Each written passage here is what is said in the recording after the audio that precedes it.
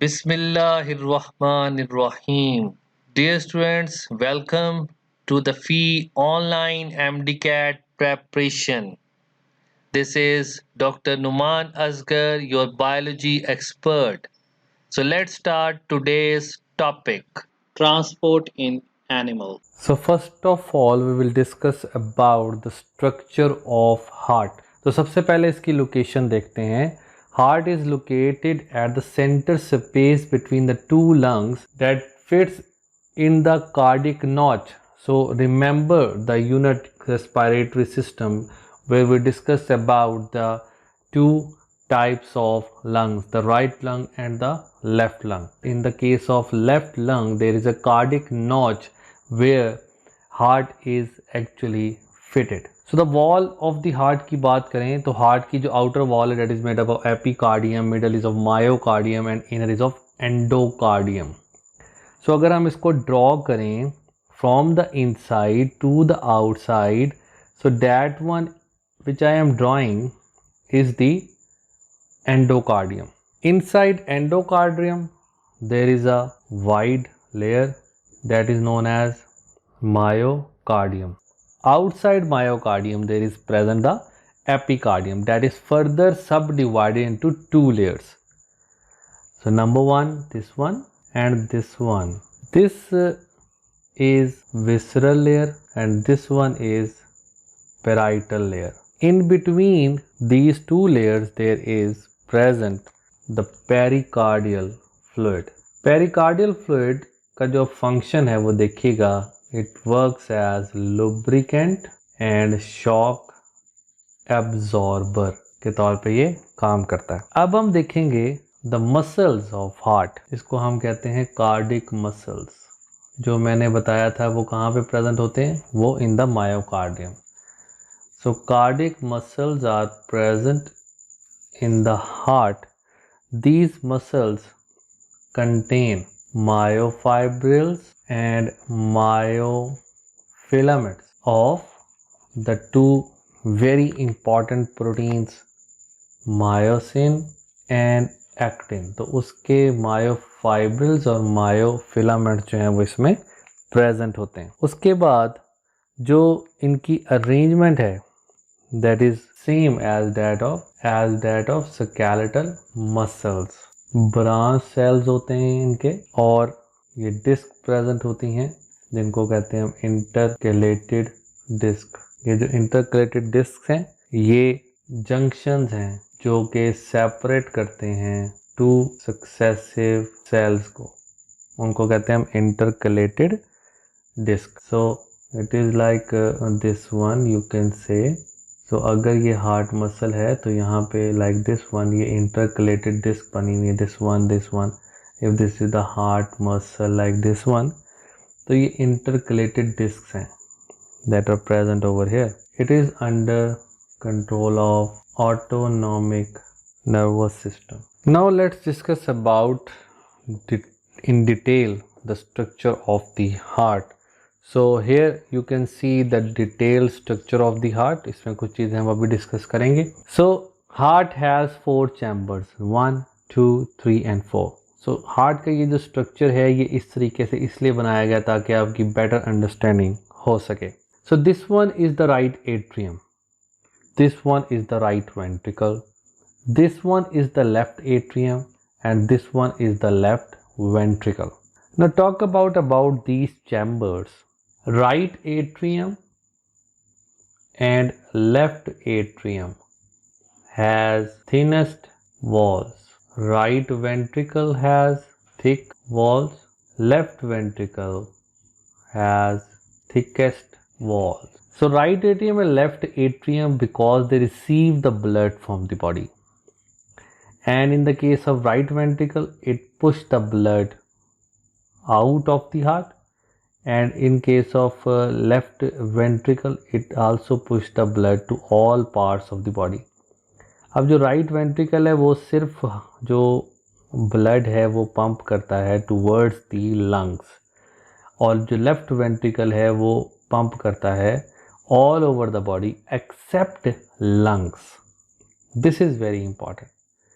Right ventricle send करता है blood lungs में, और जो लेफ्ट वेंट्रिकल है वो सेंड करता है blood to all parts of the body except lungs. ये भी हम आगे चल के डिस्कस भी करते हैं। अब सबसे पहले हम बात करेंगे इन the case of this left side. So this is the superior vena cava which brings deoxygenated blood from the upper parts of the body. This is inferior vena cava which brings blood from the lower parts of the body to the left atrium. Now there is another opening.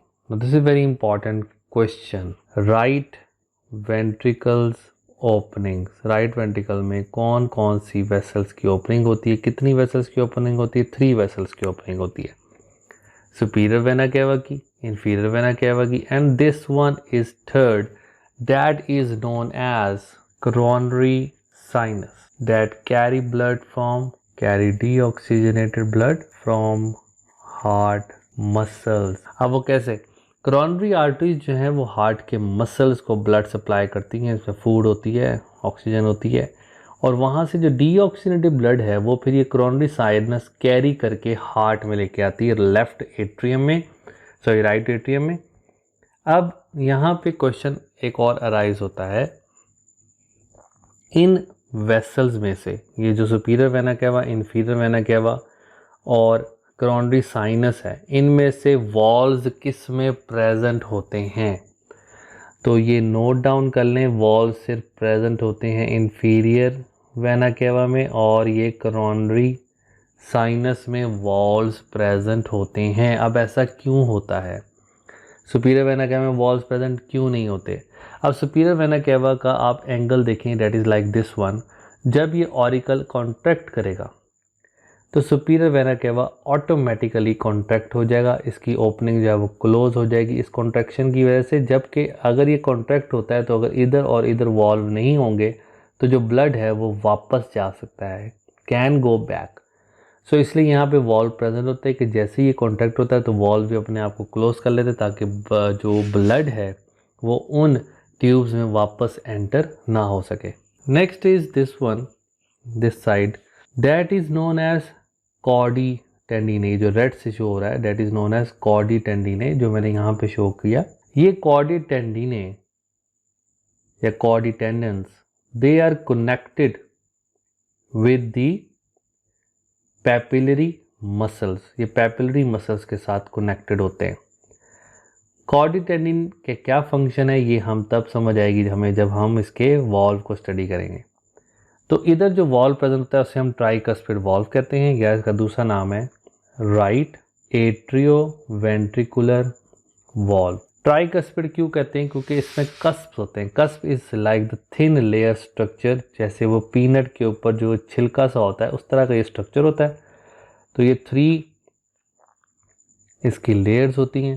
तो tricuspid valve, 3 cusps of cartilage are present over there, 3 cusps of cartilage. इसकी वजह से इसको tricuspid valve कहा जाता है। अब Cardi टेंडिनिक क्या फंक्शन है? ये पैपिलरी मसल्स के साथ कनेक्टेड होते हैं। अब जब ये वॉल्व कॉन्ट्रैक्ट करेगा तो ब्लड आ जाएगा इस वेंट्रिकल में। फिर जब वेंट्रिकल कॉन्ट्रैक्ट करते हैं तो ये वॉल्व ओपन नहीं होते due to the presence of this कॉडी टेंडिने। कॉडी टेंडिने क्या करता है? It prevent eversal of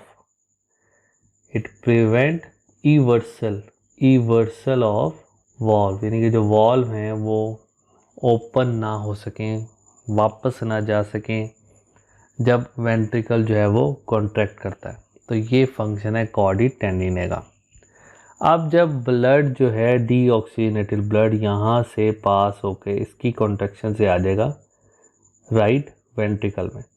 right ventricle से इस ब्लड ने पंप होना है टूवर्ड्स, ये मैं यहाँ से शो करता हूँ, ये इस जगह से ये शो होनी है, और उसके बाद यहाँ से इस जगह पे, यहाँ से इस जगह पे। तो इसमें भी वॉल्व प्रेजेंट है और इसको कहते हैं पल्मोनरी आर्टरी। आर्टरी जो है वो कैरी करते हैं blood away from heart, but pulmonary artery contain deoxygenated blood that carry blood toward the lungs. So special kind of arteries that contain deoxygenated blood and carry the blood to the lungs for oxygenation.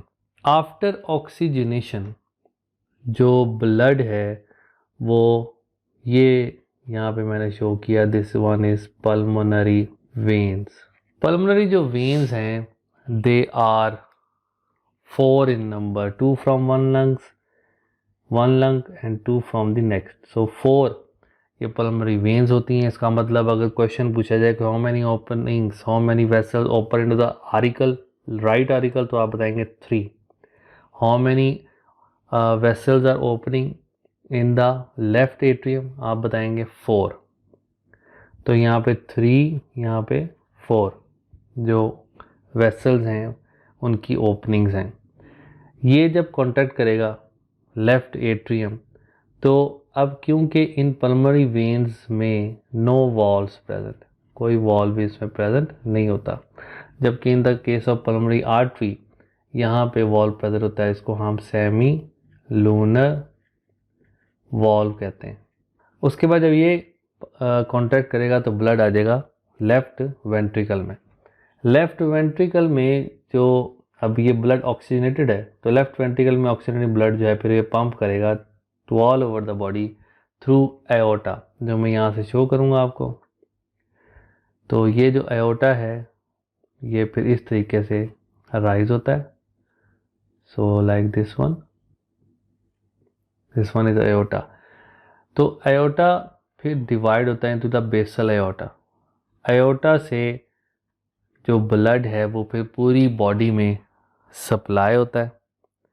अब इस left atrium और left ventricle के दरमियान में जो valve present होता है उसे हम बाइकस्पिड वॉल्व कहते हैं, या इसे हम लेफ्ट एट्रियो वेंट्रिकुलर वॉल्व भी कहा जाता है। और इसका जो दूसरा नाम है वो मिट्रल वॉल्व है। Mitral is basically the word arise from the cap. So this like this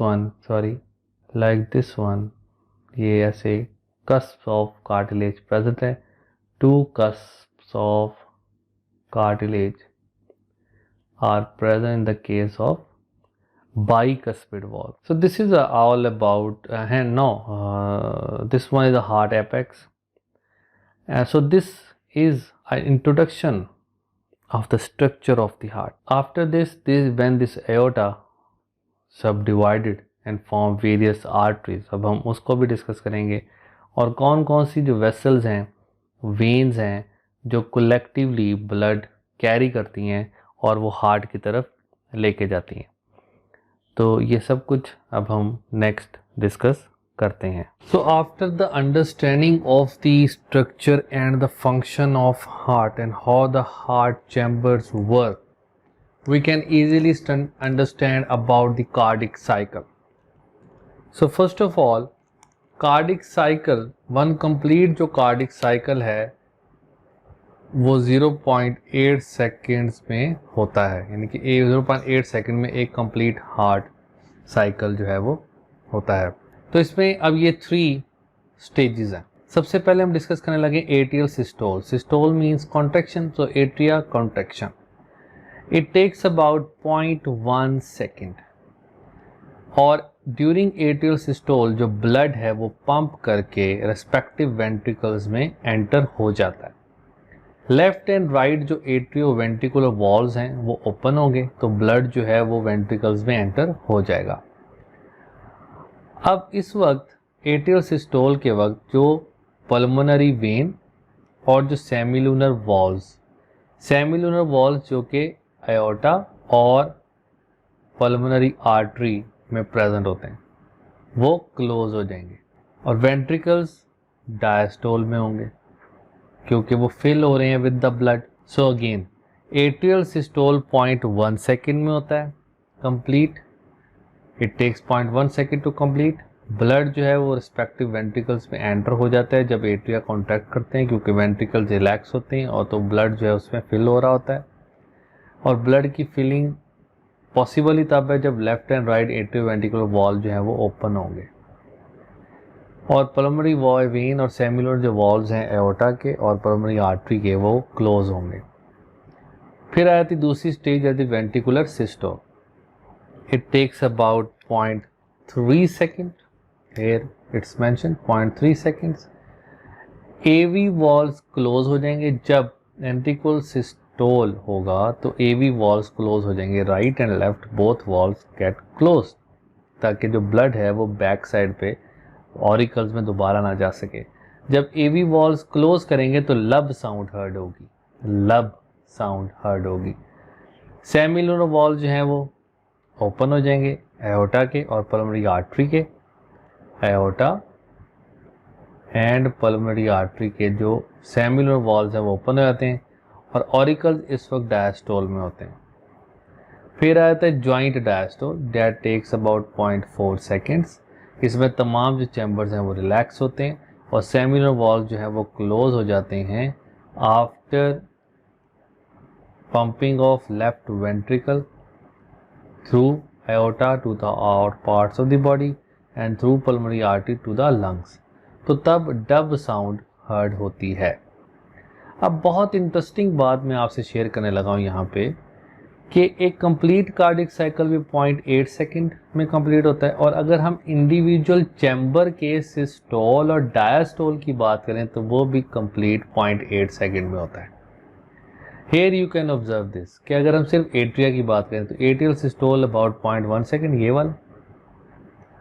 atrial diastole की बात करें 0.3 सेकेंड, दिस वन, ये हमने मेंशन किया यहाँ पे डायस्टोल पे। और जब जॉइंट डायस्टोल होगा 0.4 सेकेंड, उस वक्त 0.4 0.3 हो जाएगा 0.7, टोटल करेंगे 0.8 सेकेंड। यानी कि जो एट्रिया इंडिविजुअली जो उसकी सिस्टोलिक और डायस्टोलिक मेजरमेंट्स हैं तो वो भी 0.8 सेकेंड लेती हैं कंप्लीट होने में। इस तरीके से वेंट्रिकुलर सिस्टोल की बात करें, वेंट्रिकुलर सिस्टोल कब होगा, वो कितना टाइम लेगा, 0.3 सेकेंड, और डायस्टोल 1.1 सेकेंड, 1.4 सेकेंड, तो 0.5 सेकेंड, तो ये हो जाएगा 0.8 second. So this is very interesting कि कार्डिक साइकिल कंप्लीट होता है 0.8 सेकेंड में, और इंडिविजुअल जो चैम्बर्स हैं उनका सिस्टोल और उनका डायस्टोल भी कंप्लीट होता है 0.8 सेकेंड में। This is the most important point to understand. So this is the very important question now, which chambers are involved in the pulmonary and the systemic circulation. So इसको understand करेंगे अब हम और फिर इसका आंसर find out करेंगे। So we'll start with the right ventricle which contain deoxygenated blood. ये मैं deoxygenated blood यहाँ पे mention कर रहा हूँ like this. Via pulmonary arteries it enters into the lungs. Lungs में क्या होगा कि ऑक्सीजनेशन होगी और उसके बाद ऑक्सीजनेटेड जो ब्लड है that comes into the left atrium via pulmonary veins. Pulmonary vein से लेफ्ट एट्रियम में आ जाएगा जो ऑक्सीजनेटेड ब्लड है, उसके बाद लेफ्ट एट्रियम से via bicuspid valve it enters into the left ventricle. Left ventricle से ये जो ऑक्सीजनेटेड ब्लड है that will enter into the body parts via aorta. Aorta से बॉडी पार्ट्स में जाएगा except lungs. Then this blood gets deoxygenated from the tissues of the body and then enter into the right atrium।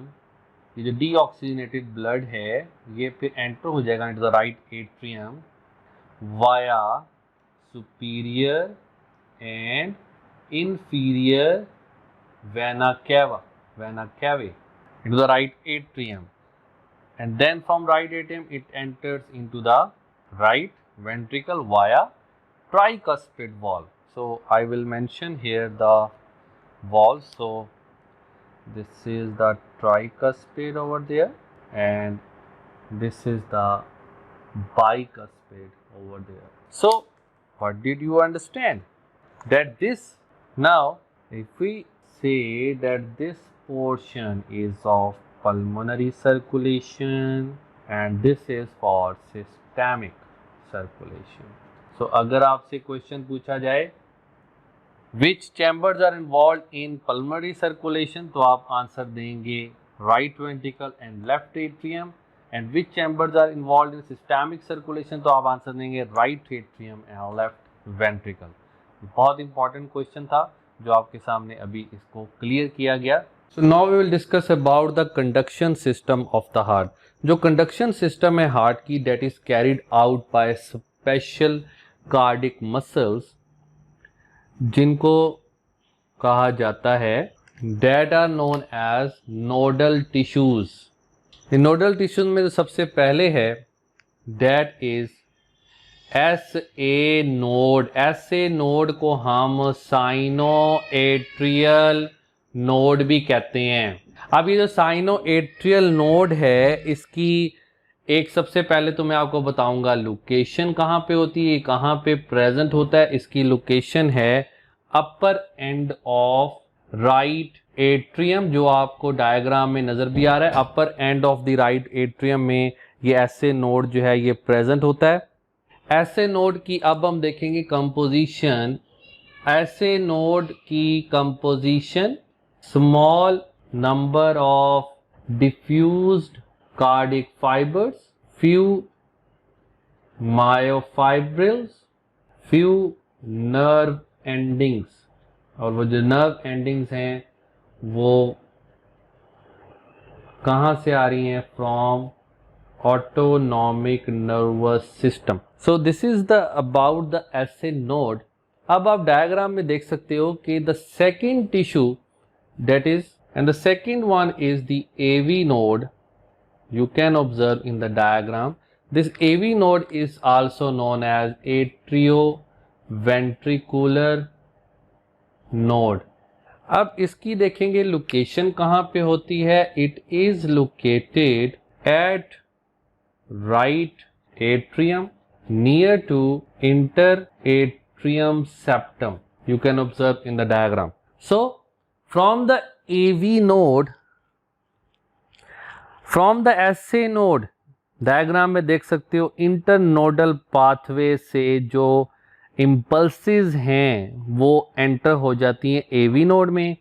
AV node जब impulses को receive करता है वो impulses enter हो जाती हैं via bundle of face, then bundle of branches. ये सब कुछ प्रेजेंट कहाँ पे है, कहाँ पे नजर आ रहा है आपको? इंटरवेंट्रिकुलर सेप्टम में. तो इंटरवेंट्रिकुलर सेप्टम से होता हुआ it enters into the heart apex. Heart apex में प्रेजेंट होते हैं परकिंजे फाइबर्स जिनको आपकी बुक में एक्साइटेबल फाइबर्स कहा गया. ये जो एक्साइटेबल फाइबर्स हैं ये फिर पूरे हार्ट में स्प्रेड हुए होते हैं और पूरे हार्ट के मसल्स को कॉन्ट्रैक्ट करते हैं इम्पल्स के जनरेट होने के बाद. So this is how the atria and the ventricles contract. So when SA node get impulses from the brain, these impulses cause the contraction of the atria, and when AV node supply these impulses to the Purkinje fibers, then the ventricles get contracted. So this is how the conduction system of the heart works. So next topic is the control of heartbeat. So heartbeat is controlled by two aspects, that is the nervous control and hormonal control या endocrine control. सो सबसे पहले हम discuss करेंगे nervous control. Nervous control की जब बात करेंगे तो ब्रेन में दो कार्डियोवैस्कुलर सेंटर्स होते हैं. इन कार्डियोवैस्कुलर सेंटर्स का काम होता है रेगुलेट करना SA नोड को. और ये दोनों सेंटर्स लोकेट कहाँ पे होते हैं? इन मेडुला. अब ये दो सेंटर्स कौन कौन से हैं ये देखिएगा. एक है cardiac acceleratory centre and the second one is cardiac inhibitory centre. So this cardiac acceleratory centre ये रेगुलेट करता है SA नोड को बाय सिंपैथेटिक नर्वस सिस्टम. और इसका जो न्यूरोट्रांसमीटर है दैट इज एड्रीनालिन, और ये करता क्या, ये इंक्रीज कर देता है हार्ट बीट को। जबकि कार्डिक इनहिबिटरी जो है सेंटर, ये क्या करता है, ये रेगुलेट करता है SA node by parasympathetic nervous system, और इसका जो न्यूरोट्रांसमीटर है that is acetylcholine and it decreases the heartbeat. So we can say that this cardiac acceleratory जो सेंटर है ये एक्टिवेट कब होगा, ड्यूरिंग स्ट्रेस सिचुएशन, और ये एक्टिवेट कब होगा, during rest. So rest condition में ये सेंटर एक्टिवेटेड होता है, जबकि स्ट्रेस सिचुएशन में ये सेंटर एक्टिवेट हो जाता है। तो अब हम देखेंगे हार्मोनल कंट्रोल। हार्मोनल कंट्रोल के अकॉर्डिंगली दो हार्मोन्स हैं, एक है adrenaline and the second one is nor adrenaline. Adrenaline को और नॉर एड्रीनालिन के जो सेकेंड नेम है वो भी हम यहाँ पे मेंशन कर देते हैं, एपिनेफ्रीन, नॉर एपिनेफ्रीन। अब इसमें जो एड्रीनालिन है ये इंक्रीज करता है हार्ट बीट को during exercise and stress situation, जो न्यूरोट्रांसमीटर का फंक्शन है।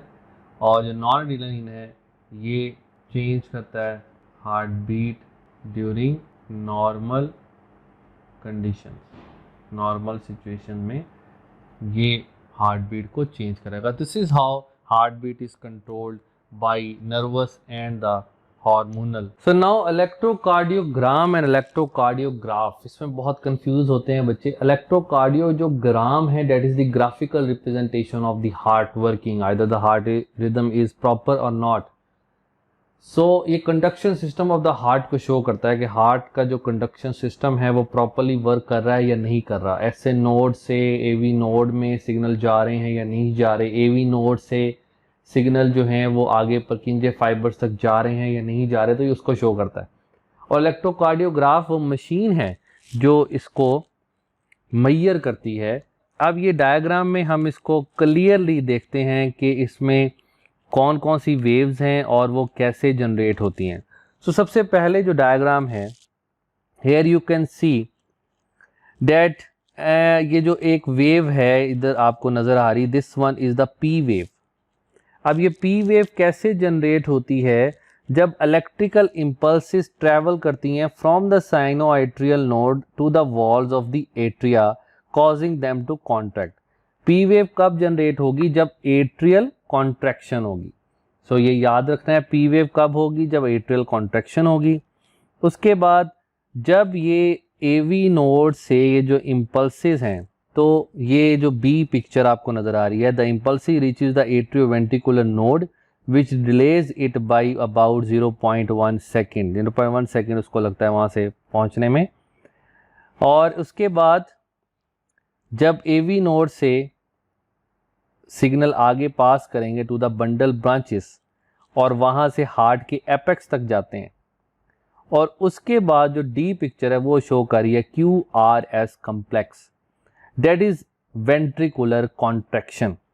The signal spreads to the ventricle walls causing them to contract. So remember this, P wave कब जनरेट होगी, जब एट्रिया कॉन्ट्रैक्ट होंगे। QRS कम्प्लेक्स कब जनरेट होगा, जब वेंट्रिकल कॉन्ट्रैक्ट होंगे। और T वेव कब जनरेट होगी, जब ventricles are recovering from the contraction. So ये अब आप देख सकते हो a whole ECG. The P wave is showing the atrial depolarization and the QRS is ventricular depolarization, एक ventricular contraction, और जो T wave है वो शो कर रहा है ventricular repolarization।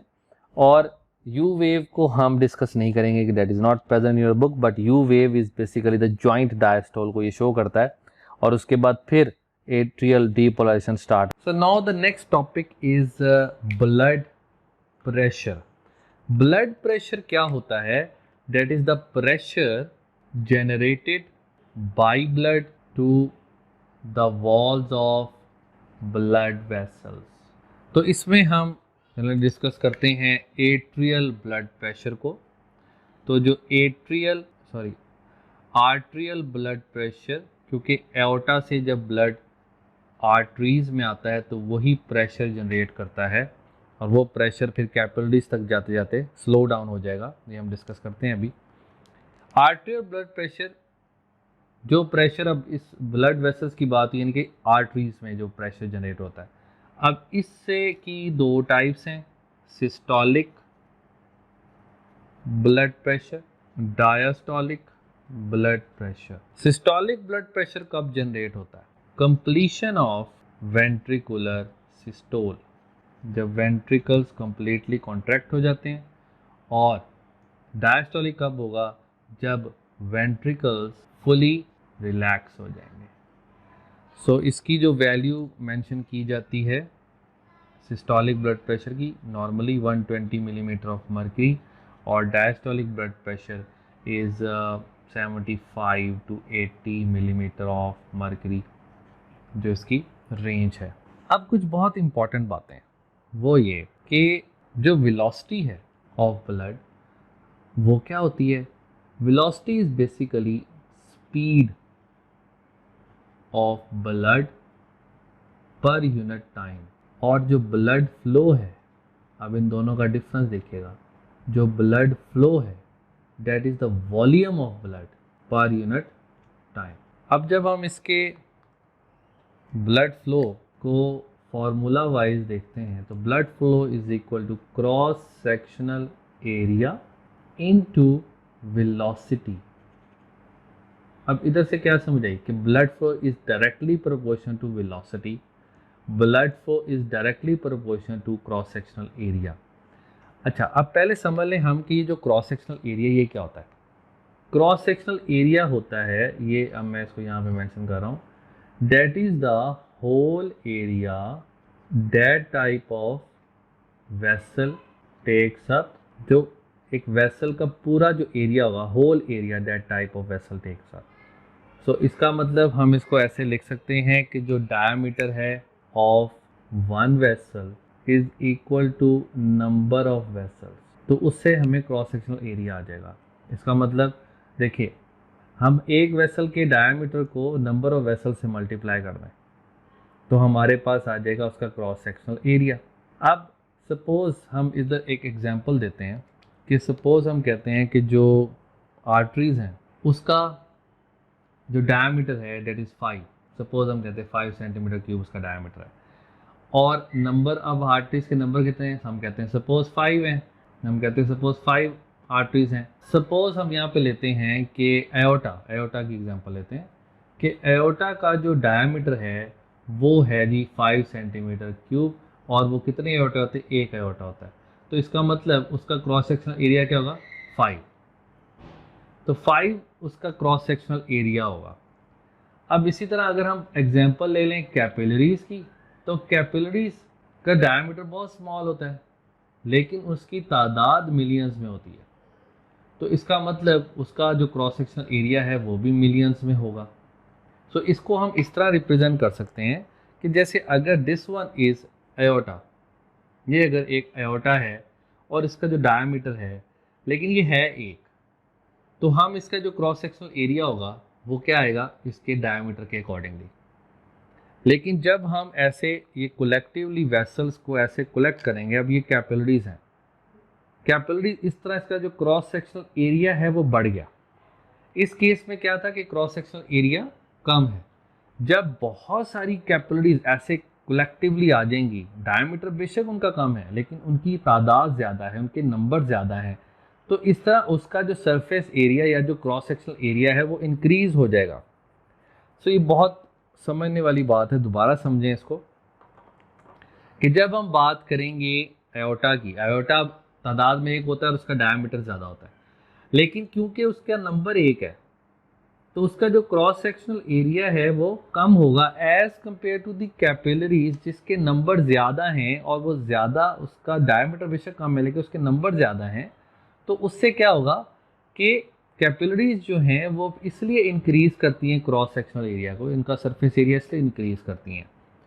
तो जब हम इसको कैलकुलेट करते हैं, हम जब कहते हैं कि जो वेलोसिटी है ना, अब इससे आपने अंदाज़ा लगाना है कि जो ब्लड की वेलोसिटी है, जो ब्लड की स्पीड है, वो ब्लड फ्लो के तो है directly proportion, but cross sectional area divided by cross sectional area, यानी क्रॉस सेक्शनल एरिया के वो इनवर्सली प्रोपोर्शनल है। इसका मतलब ये हुआ कि अगर हम बात करेंगे वेलोसिटी ऑफ ब्लड की, तो वेलोसिटी ऑफ ब्लड किस में ज़्यादा होगी? जिसका क्रॉस सेक्शनल एरिया कम होगा।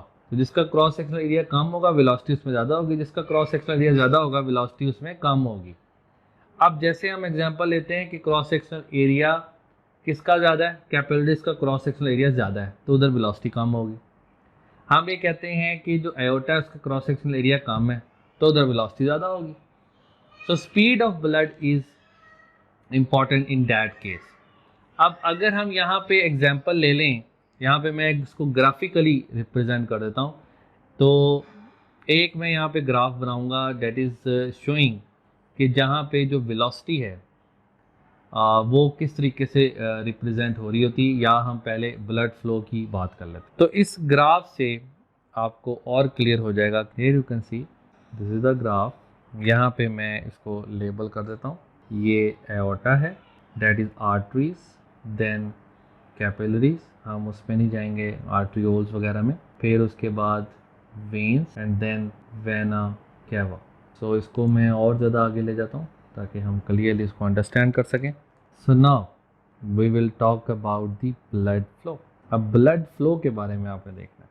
सॉरी, ये ग्राफ रिप्रेजेंट करेगा क्रॉस सेक्शनल एरिया को, cross sectional area. So cross sectional area की जब हम बात करते हैं तो ये जो ग्राफ है ये इस तरीके से रिप्रेजेंट होगा। हेयर यू कैन सी कि क्रॉस सेक्शनल एरिया किसका ज़्यादा है, कैपिलरीज का। और जब हम यहीं पे, जब मैं इस ब्लैक मार्कर से अब शो करूँगा इसी ग्राफ वेलोसिटी, ये मैं वेलोसिटी को शो कर रहा हूँ इसी ग्राफ में, तो जब हम बात करेंगे वेलोसिटी की, तो जिसका क्रॉस सेक्शनल एरिया कम वहाँ वेलोसिटी ज़्यादा, और जिसका क्रॉस सेक्शनल एरिया ज़्यादा वहाँ वेलोसिटी कम। So this is the graph representing the velocity of the blood and this is the graph representing the cross sectional area of the vessels. So यहाँ ये चीज़ अगर आपको अंडरस्टैंड हो जाएगी तो आप इसको बहुत अच्छे तरीके से समझ सकते हैं कि blood flow is directly proportional to cross sectional area. Blood flow क्या है, volume of blood. Cross sectional area किसका ज़्यादा है, कैपिलरीज का, तो वहाँ पे ब्लड फ्लो भी ज़्यादा होगा, वॉल्यूम ब्लड का ज़्यादा होगा क्योंकि ज़्यादा कैपिलरीज हैं, ज़्यादा ब्लड फ्लो कर रहा है। अब जब हम बात करेंगे उसकी वेलोसिटी की, तो क्रॉस सेक्शनल एरिया ज़्यादा किसका है, कैपिलरीज का, लेकिन वो डायरेक्ट इन्वर्सली प्रोपोर्शन है, तो क्या होगा, वेलोसिटी कम होगी in the capillaries. So that's why blood flows very slowly in the capillaries and blood flow very rapidly in the aorta. Thank you very much and Allah Hafiz.